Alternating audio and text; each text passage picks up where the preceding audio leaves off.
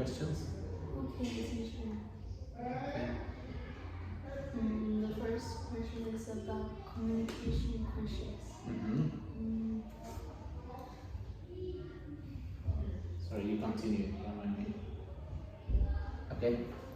How do you communicate with people long ago before you had a cell phone?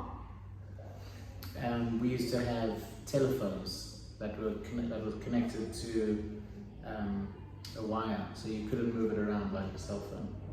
You'd have like 1 or 2 phones in your house, depending on how big your house was or how rich you were. And you would use your landline telephone. How long would it take to send the letter? Sometimes you would also write letters, and it depends how far the letter was going. If you were sending the letter within your own country, maybe it would take a few days. But if you were sending it overseas, it could take a few weeks.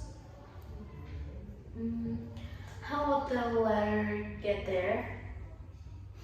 Either by van or lorry or by plane, depending on how far it was going. How much it cost you to send a letter? Wow, I don't remember. It was very long ago, and I was still a child, so I'm not sure. I know if you want to send a letter now, it will cost you about 100,000 or 200,000 Vietnam dong. Okay. So, do you miss writing letters? Yes. And no. It's much easier to text. But it's more personal to write a letter.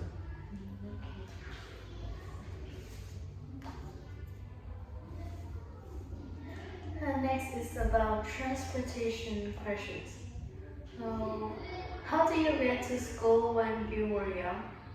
My parents would take me in a car. Do you travel to places far away? I did.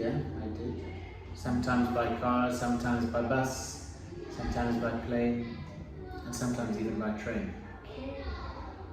How long would it take you to travel? How far are we talking? How far am I going?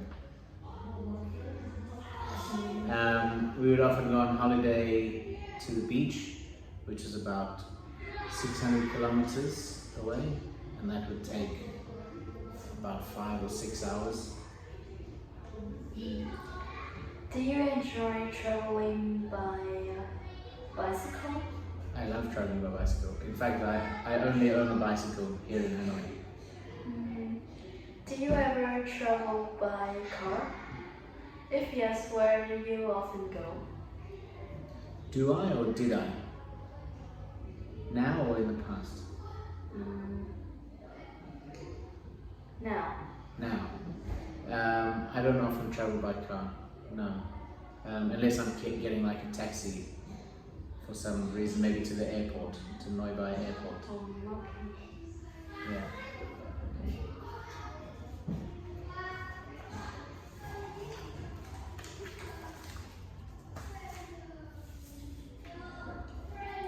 And the last one is about the news questions.